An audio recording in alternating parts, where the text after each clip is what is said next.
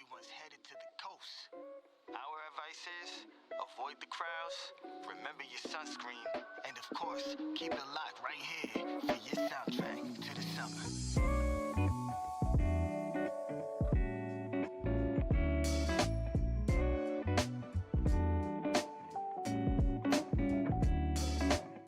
Hi, I'm Taeju, and this is my open letter to the wider K-pop community. Today, I'm hoping to highlight some issues I see within the community, why they matter, and what would need to happen in order to fix some of these issues. This video may come off as hostile to some people, and that's because I have some very strong and very direct opinions about some of these topics. This point of view is coming from someone who has been a part of multiple online communities, some great and some not so great. While I am just a small piece of the wider K-pop community puzzle, and I myself may fall into line with some of the things I say in this video, I am merely attempting to discuss these issues and not trying to create any arguments. If you have a problem with anything I say, you can take it respectfully to the comments and voice your opinions there. This video will be the final, inherently negative video I make for a while, so hopefully I can communicate all of my grievances here. First, I want to start talking about my channel, my content, and why I took a very minor break. I've been a content creator on this platform for around a year and a half now, and only recently did I switch my channel's direction towards essay-style content. My channel used to be basically a Dreamcatcher stan account where I talked about only them, would create horribly structured rant videos, and even did some small reactions from time to time. This is truly peak variety content. But that content, in my eyes, sucked. Like it really sucked. I stumbled over my words, couldn't frame discussions correctly, showed more drive to argue rather than to create genuine content. Reflecting on me even half a year ago, I see an angry young adult scrapping for attention with clickbait thumbnails and irate rants. I really do hate that version of me. I watched some of my older content and I just couldn't stand it. Like, why do I sound so angry all the time? To be frank, I used to have bad anger issues when I was a kid. I'm talking, I broke my laptop because I lost diamonds in Minecraft kind of anger issues. And into my mid-teens, well, I was an asshole. Straight up. I was an asshole in high school. I fell out of relationships and friend groups because I wanted to be cool. It wasn't until college that I finally started to work on myself, teaching myself how to calm down, and working on my tendencies of severe impatience. I think I've grown a lot as a person since then, but unfortunately some of that behavior showed through some of my early content, which I'm not proud of. I still find myself slipping up, acting hostile towards others, and if you've ever been offended by something I've said, I do truly apologize. Unless if it's like just a simple opinion about music, then I don't grow up. Deal. Life is a long journey and I'm still working on myself, even in my early 20s. I think every human goes through that process. Around the early spring of this year, I realized that what I really liked doing was creating essay-style content, researching videos that told stories rather than arguing over random petty things. And that is what I plan on to continue doing going forward on this channel. Making videos like my J-Hope video or my Stage Present video. That is the stuff I want to do. Those are the videos I really like. Sometimes I'm worried that my ambition will outweigh my capability to deliver this kind of content. In part, that's why the August D video won't be the first video on my channel after my mini hiatus. To be honest, I was terrified to make that August D video. There are so many layers to peel back with his music, and I was scared that I couldn't fully tap into that like I wanted to. I want to communicate stories in an intriguing way, stuff that really makes you sit down and contemplate deeper meanings behind music. I take heavy inspiration from content creators like Good Blood, Bobby Broccoli, and let me know, those are three of my favorite essay-style content creators. I would highly recommend watching any of their content. They make some of the best stuff on the platform. People who are able to create these enthralling video essays, I don't know if I'll be able to deliver any product that good, but I'll sure as hell try. And over this mini hiatus, I realized that I have a platform, and that the way I carry myself and what I say can influence people. I've had people say that they were inspired to make K-pop content because of my channel,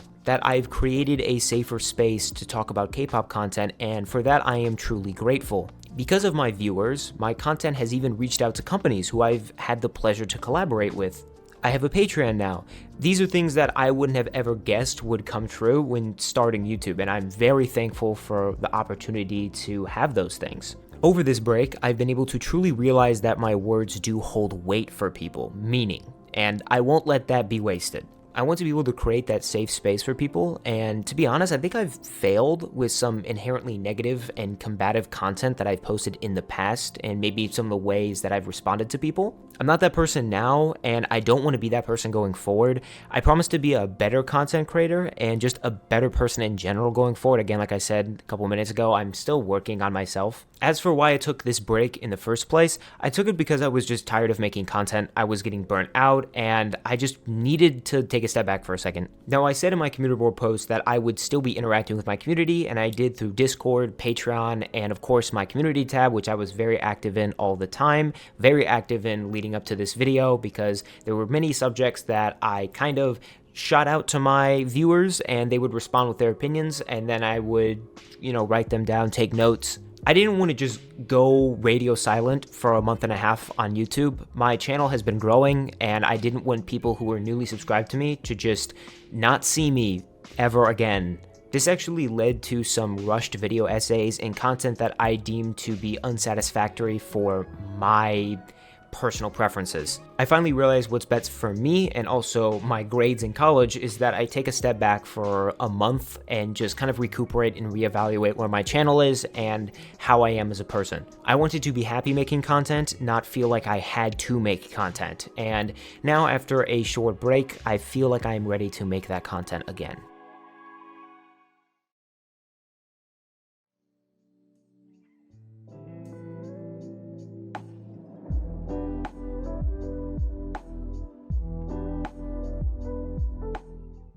K-pop social media really sucks. Out of every community I've ever been a part of, K-pop social media is the most toxic by a long shot. When I announced I was taking a break, you know what the first thing I did was? I deleted Twitter, I left all the K-pop subreddits I was a part of, forced my TikTok algorithm to take me off of K-pop TikTok, because to be frank, I couldn't put up with people's negativity anymore. It was ruining the way I viewed the music. Every single day, it's this song is bad, these groups are flops, this idol is terrible at something. I've even fed into this negativity. I've made videos talking about why I think a group is on the downturn or why a song isn't that amazing. There's plenty of content on my channel where that exists. But in those videos, at least I attempt to make it known that it is simply my opinion that that group is not doing well or that that song sucks, because music is subjective. But even with that being said, I still think I've fed into this negativity from time to time. On social media, you tend to create a manifestation of someone who isn't you. You really put on a mask, this facade that just is not you. And I know a lot of the toxic stans I interact with probably don't act like that in real life, if we're being real. Like, if someone who leaves hateful comments on my videos sees me in person, I seriously doubt they would say any of what they were saying to my face.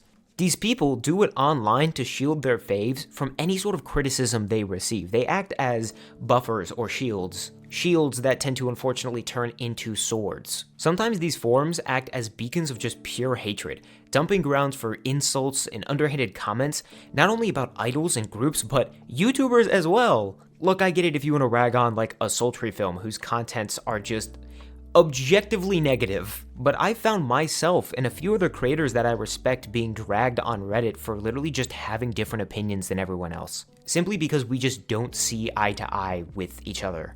It's sick, honestly. It's just blind hatred. One of these creators that I've seen a lot been thrown around on Twitter and Reddit is EverglowUp. I feel like I keep referencing her in my videos, but I do really like her content. I think she's very forward with her opinions. Like, she really doesn't back down from telling you what she thinks. When I was first introduced to her and her content like half a year ago, this very honest way of speaking was very different. It kind of made me think she was like a mean person at first, but then I quickly just realized that's the way she articulates her opinions, and there's nothing wrong with that. But I think a lot of people online on Reddit and Twitter that I've seen talk about her, like, really slander her and her content simply because she's just honest in what she talks about. It happened in one of her live streams. I was a part of one of her live streams, and this person that was arguing with her was like twisting her words and her argument so much they had to be muted eventually. This isn't even like just an Everglow thing. This happens to plenty of other content creators. I've seen my name dragged through the mud on Reddit too, and with even more ridiculously dumbfounding posts. The problem with people who use Reddit, and I promise I don't want to sound egotistical or narcissistic at all when I say this, but a lot of times what I see with these toxic stands is that they go on and they write these like think pieces about groups or idols or YouTubers and how they hate them, and it almost feels like they think they're smarter than everyone else because they just went onto a forum and typed a shoddily written paragraph about why this group sucks. I'm all open for, discussions and sharing our thoughts and opinions, but these places like Reddit and Twitter, they are not that. They're just breeding grounds for hate, and it's disappointing to see. YouTube is another one of these platforms, unfortunately. I've had specific viewers not only harass me, but basically cyberstalk me. Emailing me threats, trying to get access to my mutuals on Instagram, sending the same copy and paste hate messages on my videos. There are a solid 6 to 7 people I can think that are doing this, that continuously just send hateful messages on my account. A great example of this is Pruitt, and yes, I will call them out by name because they did enough harm to not only me, but other content creators to warrant it.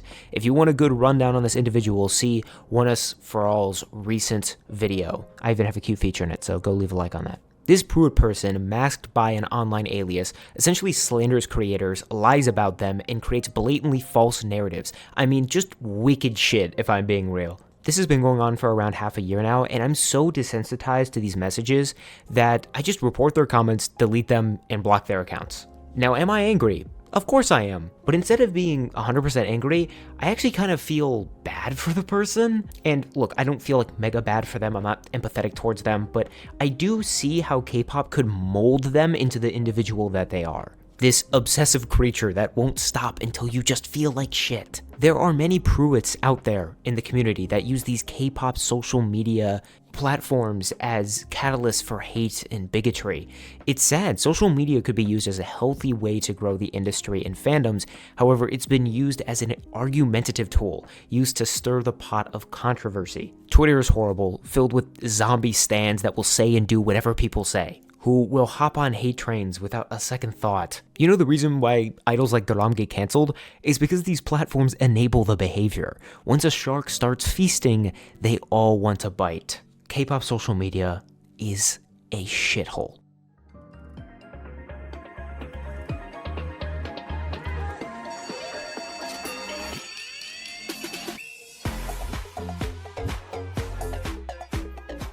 The lack of critical thinking is becoming commonplace amongst K-pop discussions. A recent example I can think of is the Queendom puzzle drama involving the departure of Lee Chaeyeon after the filming of episode 1 due to personal reasons. There are multiple stances on this, however, there seems to be 2 distinct lines being drawn here. One in opposition of Chan's decision, and one in favor of it. There were rumors circulating that her company stated that she was able to view the episode early, and she disliked the evil editing she saw, which was quite apparent. However, I did not personally find any evidence that her company said this. I may be wrong. If anyone wants to send me the article where they saw that, I would be glad to add it to the description. What I want to point out is the lack of critical thinking with some of the arguments in opposition to her departure.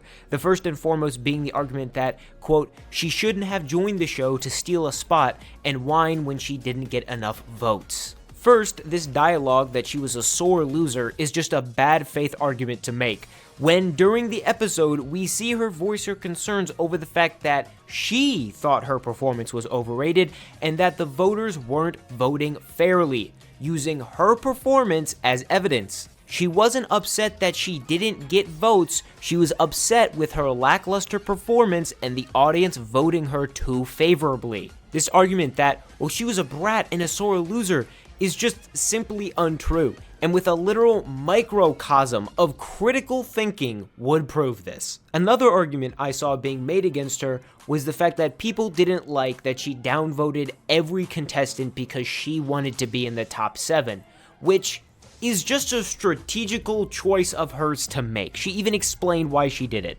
I can't change your mind on whether you don't view her favorably because of this. It can seem as a bit of a low move to do, but from my point of view, it's a strategical choice. She's downvoting everyone else so her performance can be better, and it kind of worked by the end results. There was also no set in stone rule in place that prohibited her from doing this, none that was enforced in any way. So the people who were like, oh, that's such a petty move of hers to do, that's her choice, and whether you think she's petty or not is up to you, but to me, it just looks like strategy in a competition. You cannot blame her for competing in a fucking competition. You saw girls that were downvoting each other's performances simply because they either performed the same song or had concepts similar to each other, and they wanted to be higher in the order of episode 1 and 2 technically. These bad faith arguments are everywhere in the K-pop community, whether it be over a comeback, a performance, etc. I run into stans on the daily that refuse to look at evidence or look past their preconceived bias. Bias is what clouds judgment and leads to rash opinions that would be different if that person simply thought about what they were saying for 1 second. This is not me saying the entire community is like this, but there are plenty of stans that lack basic critical thinking skills. I go to school for engineering, a field where critical thinking isn't just a fun little bonus, it's a requirement. Calculus is less about numbers and more about thinking your way out of a problem, so I like to think I have a decent critical thinking ability. There are many K-pop fans out there that lack the ability to critically think, whether it be because of their bias and also because of their age. There are plenty of very young K-pop fans in the wider community online that can range from ages of 13 to 17 to 18 who have yet to really craft those critical thinking abilities, and I can't necessarily blame them for lacking the ability to do it, but also it does come with a large amount of toxicity online. Trust me, I don't necessarily blame 13-year-olds for not being able to critically think about a situation such as faking bullying scandals or complex company issues. But please, if you do not know a lot about the subject you're talking about, just don't talk about it or argue with people online in the first place. It makes you look dumb. Reddit has become a breeding ground for this issue. There are many on there who believe that posting half-assed opinions full of hate are critical thinking. I enjoy watching content that uses critical thinking without the creators dipping into the spectrum of hate. I've had plenty of angry commenters claim that some of my content fits this criteria. A common criticism I had for my stage presence, aespa, and Blackpink videos were that the videos were, quote, too long.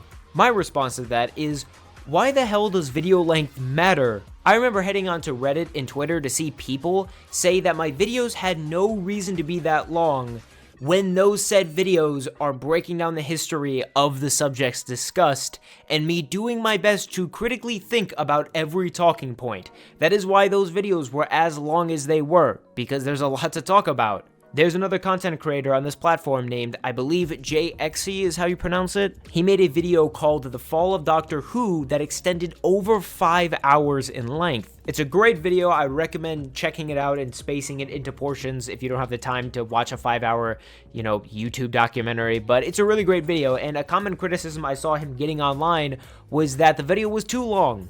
Who would waste 5 hours talking about Doctor Who?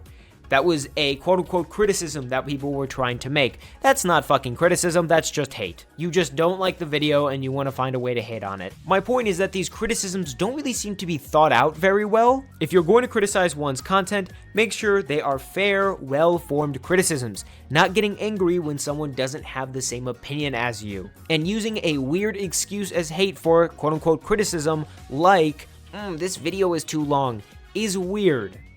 The lack of critical thinking is very apparent there. Hate and critical thinking are not the same thing, and unfortunately, a solid portion of the greater K-pop community that I've interacted with online, they don't understand this.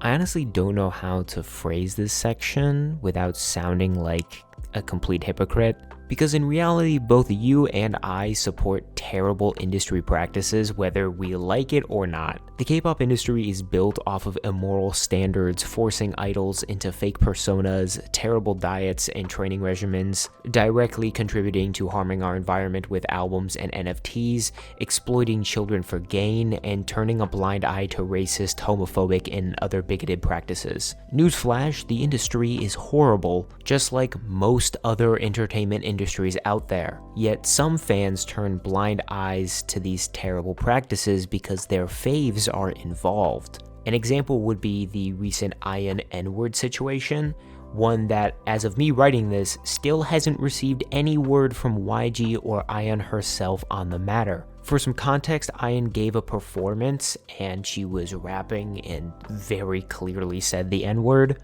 And what makes it worse is that she is fluent in English, and I read somewhere that she studied rap culture, but I couldn't confirm or deny that. During the height of the situation, you had two different stances on this, one of which were rightfully angry and demanded an apology and response, one that hasn't been fulfilled, and the other side primarily being composed of Baby Monster stans who were in support of her, making excuses for her saying this slur, actively ignoring the feelings of the people who were affected by Ian saying this slur. I am a white male. To you, me speaking on this matter may hold no weight, and that is completely understandable. But I was personally furious that this wasn't addressed by YG or Ian herself. But I'm also not surprised. The K-pop industry is colorist and racist, something that very shortly we will cover in a little more detail. I wasn't surprised to see people backing Ian because there's always those delusional stans who will defend their faves even when their faves do something as heinous as this. But I was surprised to see how many people were in support of her,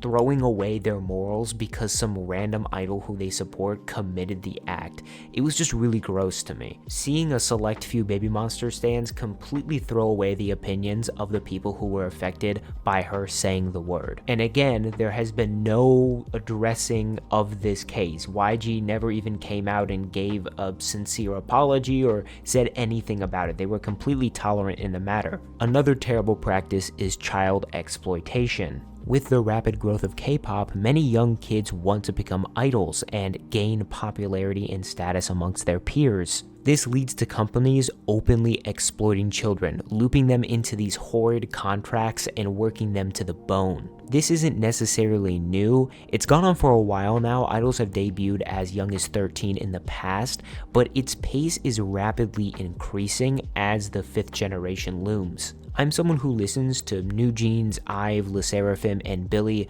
all groups with underage idols. However, it's important to make the distinction that while I do support them through streams and occasional album purchasing, I don't support the practice of debuting minors. Bottom line, it's wrong to exploit children even if it is their choice to debut in a K-pop group. There's a lot of children out there who willingly want to be in a K-pop group, but I think it's terrible for companies to debut idols under the age of 18 under any circumstance. And I may sound like a hypocrite here, but the community being tolerant in these practices includes me as well. I won't expand too much on this topic because I am making a complete separate video about it in the future, but the age issue in K-pop is a tricky situation to be in as a fan because I don't want to deny them streams and crush their dreams, but I also hate when companies debut anyone under the age of 18 because they're putting children in a very terrible industry. This is the bind that the industry has a lot of fans like me in, a moral dilemma of sorts. A good dilemma is like New Jeans, for example.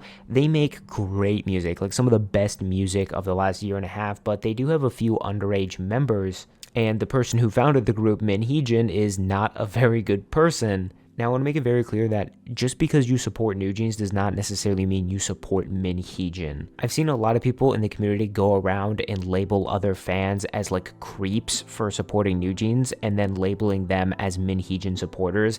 That's not true. You really do have to separate the two. However, it's difficult to support the group when I know the company backing them is willing to drop music like Cookie, which is just gross. We've seen a similar thing happen over the years in the Western pop industry with a lot of those Disney stars turned pop icons. People forget how young some of the biggest pop stars of the last couple of decades were when they debuted in the Western pop scene. Like Britney Spears dropped her first hit album when she was a month into being 17, and the way that she was being talked about on news broadcasts and interviews was just flat out disgusting. Justin Bieber was 15 when he dropped Baby, and a lot of these Disney stars and online icons went through pretty difficult, like, mid-stage childhood into their late teens and early 20s. And the real fear in the K-pop industry is that a similar thing could happen to a lot of these idols in the K-pop industry, especially with how active cyberbullying is, especially in the K-pop community. When it comes to these larger scale issues in the K-pop industry, we can make a change and stand against these issues. But until we stop buying albums and listening to their music, we are all in small part hypocrites. That doesn't mean change can happen, it certainly can. Look what happened with Blockberry and Luna. The fans saw how terrible Blockberry was treating them, and they took action. They protested and boycotted, and it worked. Now, all of the members have escaped their contracts and gone their separate ways, a few set to debut in a new company. As a community, we can enact meaningful change, and while boycotting larger companies like SM, JYP, YG, or HYBE may seem intimidating, it can be done. Posting a tweet or a TikTok about, quote, "Man, fuck these companies for debuting minors," isn't helping as much as you think it is. If anything, it's helping spread the brand, the word that these groups with minors in them exist. Rather, hurt companies where they care, which is their wallets. Stop buying albums. While I support New Jeans, again, I don't buy physical albums from them, and that's what most of their money comes from. If fans started doing the little things, it would go a long way into making K-pop companies realize that they can't get away with terrible practices forever. However, I don't know if the greater K-pop community will ever realize its tolerance in the industry's practices, or the fact that they actually have the power to stop it. These stans will preach about the environment and how the K-pop industry hurts the environment, and then turn around and bulk buy 30 to 40 albums for their favorite artists just to throw on the side of the road. These stans keep preaching how cultural appropriation and idols saying the N-word is terrible, yet they turn around and completely dismiss the opinions of the cultures and people affected by these words and actions by idols. K-pop stans tend to tolerate industry practices without even realizing it.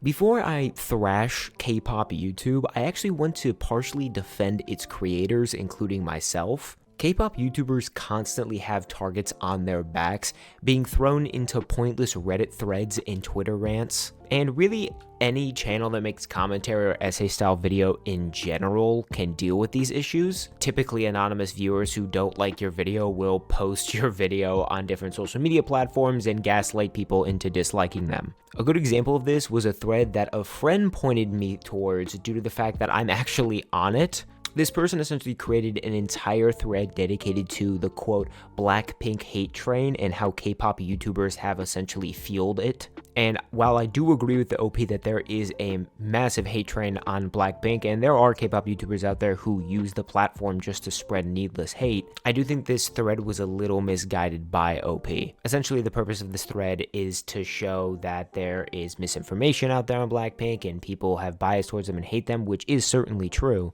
And OP does use some good examples of this, like with Sultry Film, but if we're being real, Sultry Film's content is just terrible. We'll get to them in a little bit. Over half the videos that this OP uses as examples of like the hate train for Blackpink on YouTube aren't actually good examples of this phenomenon. The funny part to me is that this person says that people can have opinions, but they should do them and express them in respectful ways, yet half of the videos that OP uses in this thread are videos that express their opinions in pretty respectful ways. Even my video that they use, which is a rant video, which OP titled that section with, quote, Let's not forget about the iconic "here's why I unstand Blackpink and you should" trend that many K-pop YouTubers jumped on. They screenshotted my video and then also a comment I liked where someone said their tour was a mess, which that was like 3 sites in, and yes, it was a mess by the time their tour was like 3 concerts in, let's be real. And the funny part about them using my video as an example for this is that my video is simply a rant about why I unstand Blackpink, and I give various reasons as to why, coming from an ex-Blink. I never encourage others to do the same, and I make it very apparent that it is my opinion. It's in the fucking title. It's why I stopped standing Blackpink, not why you should stop standing Blackpink. I also think it's funny that they claim that many K-pop YouTubers did this when they only give one example of it happening, which is me, and again, my video is strictly my opinion. To me, this whole thread just seemed like an angry Blink who couldn't handle the backlash of their favorite group and decided to pick out some videos and say, hey, look, these are the people that are perpetuating the hate train online on YouTube for Blackpink. It's these guys right here. I mean, even Beautiful was on here. And the reason? Quote, not forgetting this other trend that generated a lot of views for these YouTubers, end quote. Meanwhile, Beautiful amassed 1.2 million views on their very next video that had nothing to do with Blackpink.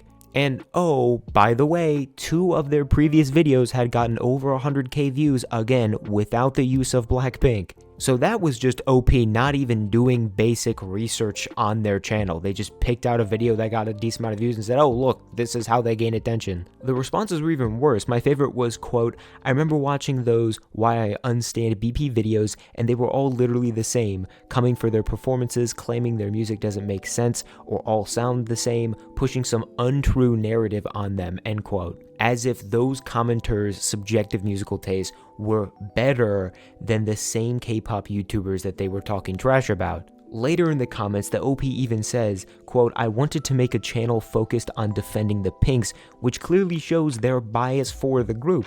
This is clearly a Blink that hates hearing others' opinions about their favorite group. Why do I bring this all to attention? Well, the damn thing got over 138,000 views as of me recording this. Like, people were eating that shit up. This kind of behavior just shows how dangerous it can be to post on YouTube. Your content will be taken out of context and flaunted to others as some sort of beacon of hate. It's happened to me before, now twice as I write this. I know this falls in line with my other point, but I only found out about this sad thread after I got done with that section, so I wanted to use it as an example of K-tubers getting unnecessary hate for just having opinions, because that's what this whole thread is. It's an upset fan who can't handle opinions, and they decided to frame it in some, like, well thought out Twitter thread. It's not well thought out at all, and there's so many glaring holes to this argument. Now I want to get into my personal issues with K-pop YouTube and the community on this platform. There seem to be 3 big types of content creators on the platform when it comes to K-pop YouTube, that being reaction-based content, unboxing or vlog-based content, and commentary-type content. I personally do not have an issue with the vlog or unboxing YouTubers. Also, the reaction channels, some of them can be dishonest, but there are a few reaction channels that I actually do quite like. The most toxic out of all 3 of these has to be the commentary type channel. YouTube is a great platform because we can spread our opinions in long formatted video essays that allow us to break down our reasoning behind our opinions. On Twitter and Reddit, it can be harder to express your opinions in a genuine way because who feels like typing an essay just to prove a point? Thus, a lot of people have taken to YouTube to share their opinions. And before I go any further, I do want to say I have no issue with people expressing their opinions. As long as they do it in a calm, kind, and respectful manner, I don't care too much. However, there are plenty of these K YouTube channels that haven't gotten that memo. And we've all seen these channels, right? There's like dozens or hundreds of them on the platform. These channels that use the robot voices, that use the stage mix footage, and just share really toxic opinions or really toxic viewpoints with clickbait thumbnails to get people to click on their video and engage with this toxicity. Now, I 100% understand why some commentary channels use these robot voices if they are maybe embarrassed in any way to show their voice on the internet. You know, you can get clowned on in the comment section for that kind of stuff, so I have no issues with people wanting to hide their face and voices online because the internet can be a very brutal place. But when you're sitting there talking shit about an idol, how they sing, how they look. It's very hypocritical when you're sitting behind a monitor with no camera on and using a robot-generated voice. I also really hate K-pop YouTubers with fake personas. With my channel and my content, I don't fake any of my opinions or any of my stances on things, like you're getting the real me here. I can't say the same for a lot of these other K-pop commentary channels. Now, I'm not going to name any names here, and I know talking about people without naming names seems super petty, but it isn't pettier than the content they make, so I don't care. I mean, we all know about Sultry Film. I'll name drop them every single time because their content is absolutely horrendous. But there are other YouTubers who post just as toxic content with misleading thumbnails, who have these fake personas of being mean to be mean, who actively spread fake information in their videos and mislead their audience, and people just eat it up. Like, if I get information incorrect in my video, I tend to correct it in the comments or in my description. Like, when I did the Ive alluring video, I messed up when talking about Narcissus. I believe I called him a god when he wasn't really a god, and someone like pointed me to that correction in the comments, so I put it in the description after I found out about it. I remember watching one specific video from a specific YouTuber where they not only said blatantly false information to push their narrative, but it was information that had been proven false literally like 3 years ago, and they were still pushing this false information out to a very large fan base. I proofread my scripts. I'm sitting here watching my videos dozens of times before I upload them just to make sure I don't say anything that is like objectively incorrect information-wise. And even then, I still miss some information from time to time, which I have to edit in the description or let people know of on my community board, so on. But some of these K-YouTubers, they just spread misinformation, and it's like they don't even care. They act like there's no ramifications, and they act like they're not doing anything wrong. And look, being 100% truthful and honest here, the people who come on here and have fake personalities, spread misinformation, just be mean to be mean, and spread that to their tens of thousands of subscribers, it's toxic. It's bad for the community. They don't realize that they are perpetuating the endless cycle of toxicity on K-YouTube because all they're doing is just creating these videos that are needlessly toxic. In the description, I'll link some channels on K-pop YouTube that I actually think are worth giving a watch. Like, they make good content that I watch on the regular. Most of their content is a lot better than mine, so I would recommend checking out their videos. I'm a big fan of like essay videos. A lot of the YouTubers I watch make essay content, whether that be like White Light, previously mentioned Good Blood, Nexpo, etc. There aren't a ton of YouTubers on the K-pop side of YouTube that make content like that I can just sit down and watch for like an hour and really enjoy. Mara is like one of the very few people who I think makes great content that is somewhat similar. And please don't get me started on the unpopular opinion videos. I know I have a few on my channel and I actually delisted a few, but I think that they are so repetitive, so needless. Literally their only purpose is to spark arguments in the comment section. Like, there's a reason I never dived into that content any deeper than I did, because I quickly realized how absolutely terrible that video format is. And you know, there's a lot of those kind of videos on the platform when you just keep seeing people make goofier titles for them every single time, like K-pop opinions that'll get me canceled, K-pop opinions that'll get me beat up, and they're just the most basic vanilla opinions about a group ever. K-pop YouTube certainly is toxic, but it is nowhere near as toxic still, in my opinion, as like K-pop Twitter or K-pop Reddit. I do think there are some redeeming qualities to the community on here. I just feel like there is a good amount of content creators on here that spread more hate than they do positivity, and I wish it were the other way around, but unfortunately I cannot control all of that.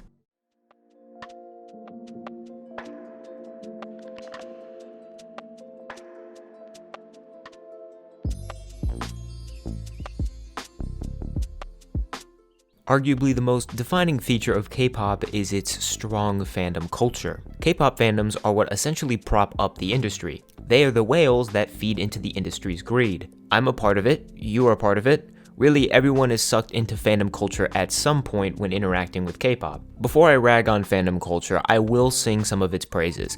K-pop fandoms tend to be like large cliques or friend groups. They stick together, they celebrate their favorite groups together, and they protect their favorite idols together. There are plenty of great individuals I've met through fandoms I've been a part of, and many fandoms have gone out of their way to do something positive. The boycott I mentioned earlier with Luna was fueled in part because of how dedicated and well coordinated Orbits were. culture. A good example of a positive fandom would be like Monsta X's fandom and 17's fandom. However, K-pop fandoms can be a double-edged sword. Fandom culture in K-pop tends to come with some grueling side effects. For one, it feels like fandoms are always at war with each other, fighting some never-ending battle over whose group makes better music.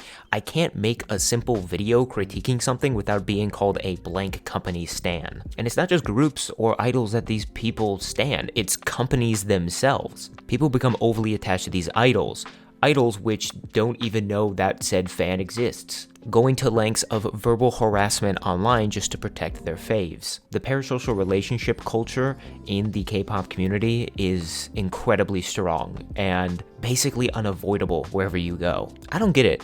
Why waste all that effort feuding over nothing? Is it an inflated ego, pride? I just never fully understood it. K-pop is different compared to other industries in the way it markets itself. It perpetuates an obsessive culture. It feeds off of it. Do you want this new album? Here's 12 different versions. And of course, that little voice inside of you is telling you to get all 12. The industry is completely objective in nature. K-pop cares so much about visuals that they sell us literal pictures of these idols, and we buy them. The industry acts as a parasite that leeches off of fan wars, obsessive stan culture, and dedication to their idols. Online, K-pop is commonly stereotyped as being a community full of overly obsessed fans that build parasocial relationships that they think matter. And you know what?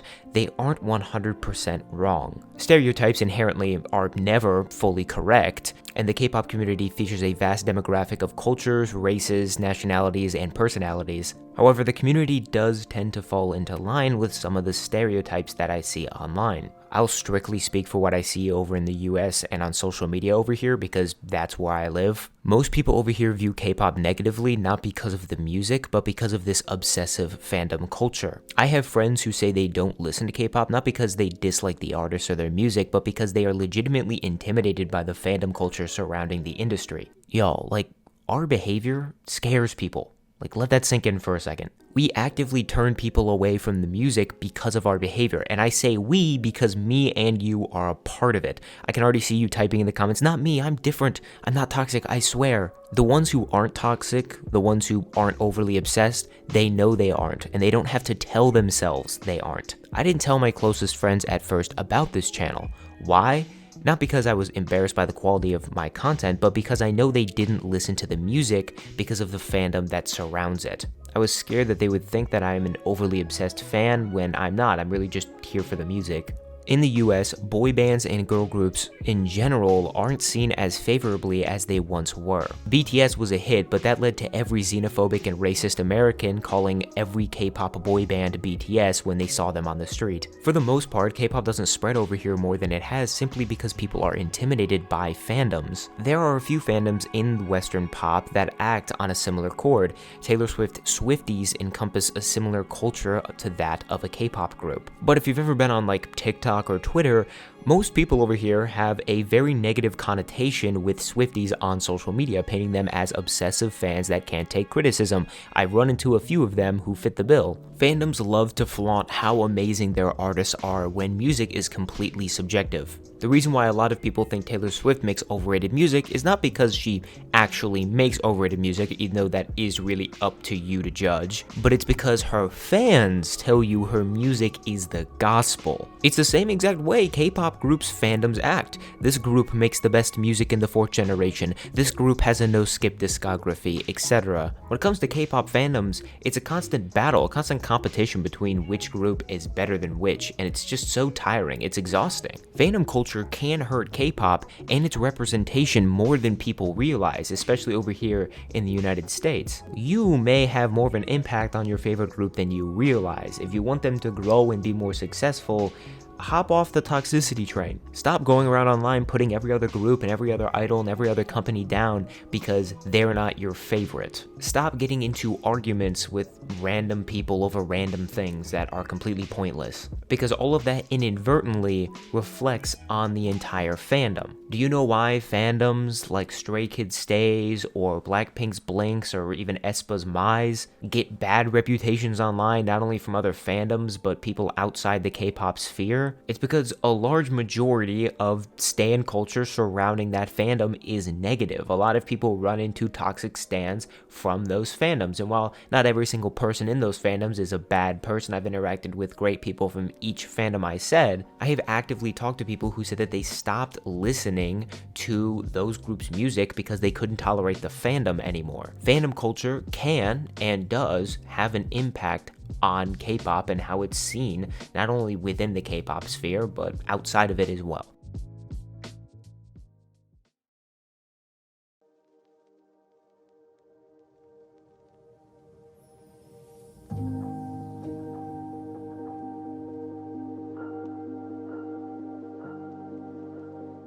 Now I want to touch on the topic of colorism, racism, homophobia, and other bigotry that is not only apparent in the K-pop community, but just in the K-pop industry in general. I remember sitting down and watching the first season of Singles Inferno because I was just bored, and I remember when one contestant came on the show, she had definitely paler skin than compared to some of the other contestants, and a lot of the men on the show were complimenting her for having this very pale white skin. The preference of whiter skin in Korean culture is built off the foundation that, a long time ago during earlier periods of the country's history, having paler, whiter skin was a show of nobility because you were not outside in the fields working and laboring away and getting a tan, essentially. This viewpoint has perpetuated in modern day society, albeit not to as harsh as an extent as it did back 1,000 years ago. Now, it is important to highlight that not every single South Korean wants to be as white as possible. That's not some sort of end goal that every Korean ever has. It's just a viewpoint that has been baked into the crust of the society, just like how different viewpoints have been baked into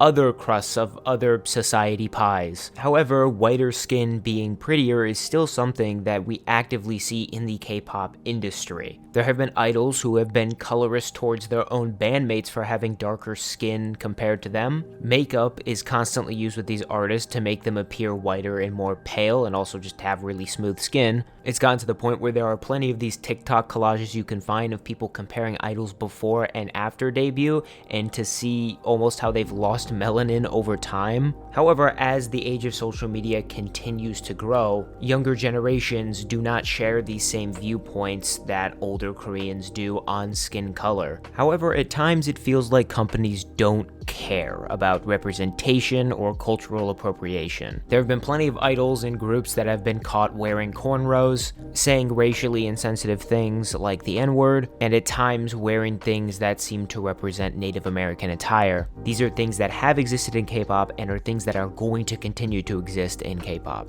K-pop companies don't care about the backlash they get for this cultural appropriation if it's not hurting their wallets. If people are still supporting them, they're not gonna care. Like I mentioned earlier with the Ion N-word situation, did she receive backlash online? Yes, but she didn't receive any backlash that's going to hurt YG's wallet. She's still going to debut in the group. Baby Monster is still probably going to be mega successful, and they're not going to care. It's already been brushed under the rug. I bet plenty of people watching this video probably already forgot that even happened. And what's worse is how some fans react to others speaking out against these issues. I've seen people completely disregard the opinions and concerns of others speaking out on these issues simply because it's their faves. In an article by The Verge, when Hongjoon was found wearing cornrows and an upset fan called ATEEZ out for this cultural appropriation, one user wrote, quote, "That's why people out there hate black people," seemingly downplaying the concerns of this fan calling out cultural appropriation. This is unfortunately everywhere in the K-pop community.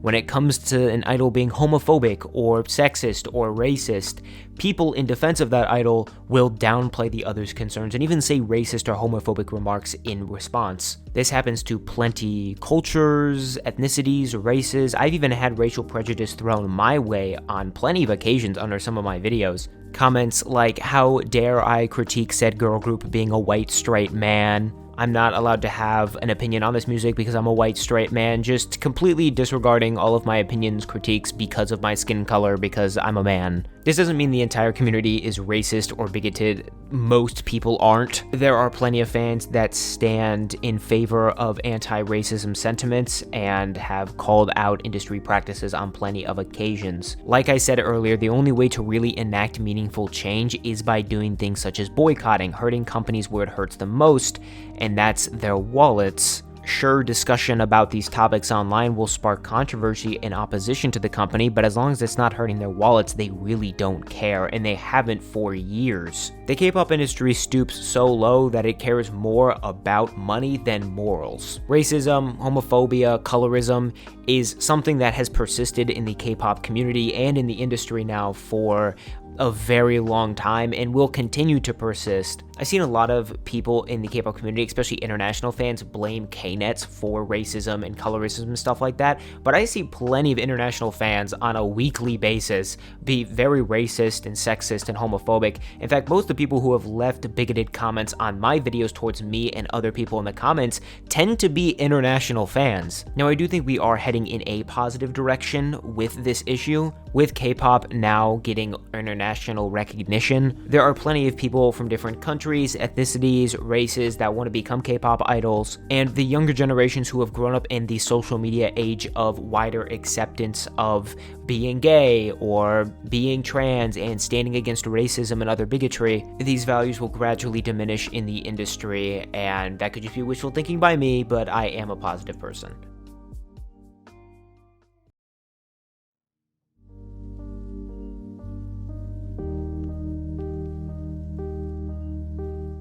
I swear I've recorded this outro like 5 or 6 times. I just don't know how to end off this video. I'll say this is not the video that I expected to drop when I came back. I was expecting to drop some completely different video essay when I came back, but I thought over my month-ish break that I would address some of the issues that I do see in the K-pop community that have existed for a while and they will continue to exist for a while. While the K-pop community does have redeeming factors, I have met some really great people on here, some really positive people, but the community constantly feels like it's at war with itself, and I hate being so negative all the time. But the K-pop community and the industry are inherently very negative ones, and it's hard to try to be a positive person when you're surrounded by negativity. But I also realized over this break I took, this month break, that I wanted to create content that I really wanted to make. And I know that sounds really silly because, like, you're a YouTuber, you can make whatever you want, you have the freedom to do that, right?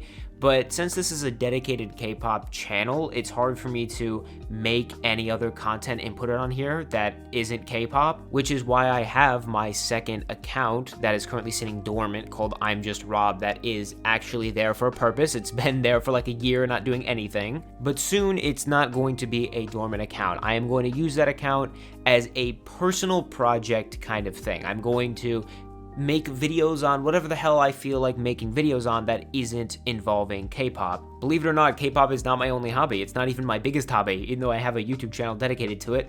I play video games all the time. I'm big into sports culture over here in the United States. I do school things, and there are some really interesting video ideas that I've had that aren't involving K-pop that I've wanted to make and put somewhere, but I have nowhere to put them because why would I drop a video essay about Legend of Zelda music on a K-pop channel? It just doesn't make any sense, right? Like, there's no demographic on this channel for me to drop it for anyone to watch. I'm sure some people watching this would probably like to see that, but my wider demographic, they're not going to care. Also, my OCD would be driving me crazy because, like, dropping completely random content that isn't related to K-pop on a K-pop channel would make me go insane. All in all, I'm just really tired of being part of the K-pop community. I'm just not really feeling it, you know? It's so exhausting being a content creator. I didn't think it was this exhausting going into it, but it really is. It is mentally draining. You know, I'm constantly thinking about, like, when I have to edit, when I have to write scripts, how am I going to get footage for this video? You know, how am I going to create a transition for this video? When am I going to record something for my Patreon, right? Like, it's constantly going on in my head, and then I also have to obviously think about schoolwork. I was even, you know, a little nervous to make this video because it is pretty open and honest, right? Like, this is a pretty direct video covering some issues, and I know it's going to piss some people off the way I speak about something or I say something. It's going to piss someone off in the community because it always does. It always does. The community itself is just very negative, and I'm kind of sick of being part of a community that's so negative because it is really reflected on me at times. And at first, it kind of bothered me to see, people leave like mean-spirited, bigoted comments on some of my community board posts and shorts and videos.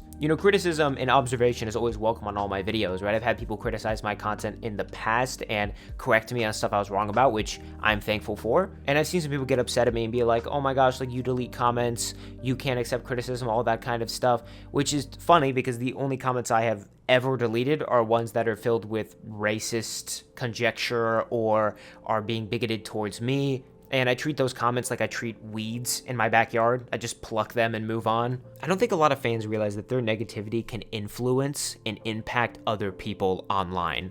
Like, a lot of K-pop stans really do treat the internet like some sort of game. Like, it's something that will have zero repercussions in the future. And over my break, when I took a step back, I realized that I was becoming a much more positive person because I wasn't around all the negativity. So my message to you is to take a step back for a little while. Just remove yourself from the community for a month or two. You don't have to stop listening to the music. I didn't stop listening to the music. And just relax, remove yourself from being a K-pop stan for 5 seconds. I promise you, it feels great. By the time I upload this, I should have also uploaded a community board post that shows my schedule over the next couple of months. That's something I want to do to give you guys schedules for like the upcoming months and what video ideas I have planned because I want to basically create a more layered schedule for my content. I don't want to drop stuff willy-nilly anymore. My end goal is to make my content better. It always is. But it's also to make people realize that spreading negativity and hate online is stupid in any form. I've been hateful online in the past, like I'll admit it, we all have really at one point. I think as a community, we should all be more positive and stop gutting for each other's throats about like which group is better or which idol is better than the other one. Like literally, what is the point? Like, why are you fighting with people online over someone who is literally never going to see you or meet you or know you exist? It's stupid. You're wasting your energy. Taeju's message of the day is to be a better, more positive person, as I am trying to be.